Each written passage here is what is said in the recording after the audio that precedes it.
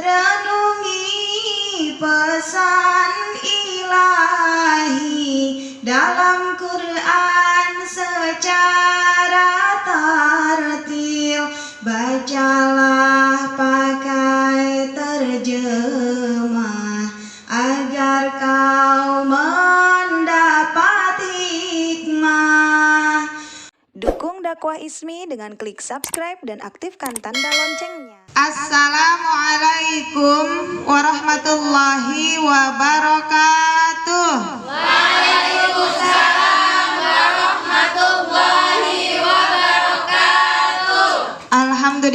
Alhamdulillah, semua alhamdulillah. Puji syukur ibu-ibu, sore hari ini walau tadi seharian diguyur hujan, namun sorenya kita masih bisa membangkitkan semangat kita untuk melangkahkan kaki menuju tempat yang mudah-mudahan di sini kita mendapatkan tambahan keridhaan dari Allah Subhanahu wa taala. Amin. Tak lupa salawat beserta salam semoga senantiasa terlimpah dan tercurah pada junjungan kita Nabi besar Muhammad sallallahu alaihi wasallam. Di pelajaran yang kemarin kita membahas surat Al-Baqarah ayat 45-46. 45-nya, di dunia ini kita sedang seperti berada di ruang ujian, yang kalau kita kesulitan maka kita diberi kesempatan untuk meminta tolong kepada Allah dengan cara tetap bersabar sampai datangnya pertolongan dari Allah. Sambil bersabar, sambil melaksanakan sholat, berdoa, memohon kepada Allah dan hanya kepada Allah. Semuanya itu akan berat dilakukan. Bersabar, meminta tolong kepada Allah dan juga sholat itu sangat berat untuk dilakukan kecuali buat orang-orang yang khusyuk. Artinya orang-orang yang khusyuk itu dalam melaksanakan sholat, dalam bersabar, dalam meminta pertolongan kepada Allah dan bersabar nunggu jawaban dari Allahnya, itu mereka khusyuk, jadi mereka ringan menjalaninya.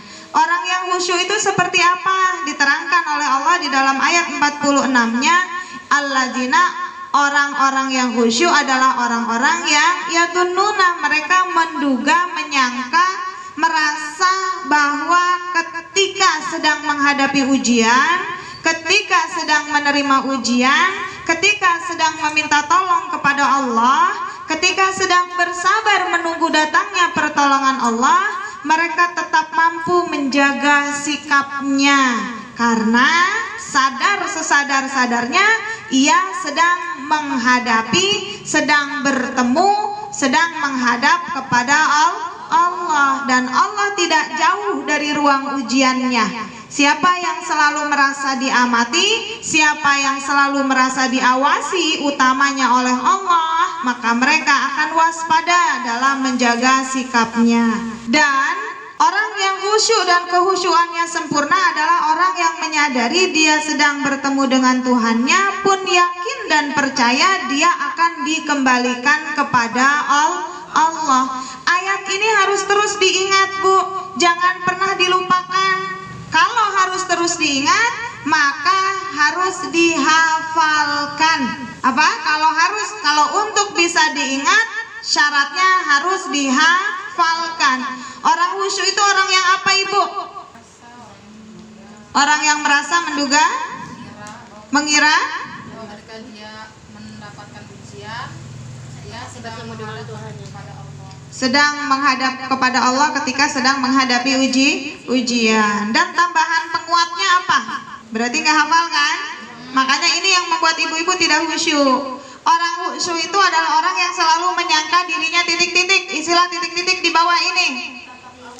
Allah dan akan kembali kepada Allah. Merasa ditatap oleh Allah dan titik-titik sebagai penguat akan dikembalikan kepada Allah. Dua titik-titik ini sering kita lupakan, betul tidak? Jangan kita, sering ibu-ibu lupakan, betul? Kalau kita kan saya ikutan. Saya nggak mau ikutan ya, Bu ya. Ibu aja kali. Coba, ibu kalau sedang diuji dan sampai cembetut bahkan banting piring, itu ngerasa nggak sedang ditatap oleh Allah? Di saat itu tidak. Makanya mulai sekarang, padahal ayat ini ada sebelum ibu lahir atau sesudah ibu lahir? Dari sebelum. Kenapa aktingnya jadi salah? Karena tidak hafal skripnya, betul tidak? Ayo, mulai sekarang kepada suami, kepada anak, kepada diri ibu sendiri, dimanapun berada, harus dihafalin, dihafalkan, disimpan di dalam otak, dilipat rapih di dalam hati, bahwa dalam hal apapun suami yang sedang pergi menjauh dari istrinya harus khusyuk. Khusyuk apa? Sedang merasa menghadap dan dikawal, diawasi selalu oleh Allah. Tingkahnya tidak akan salah. Dan juga apa?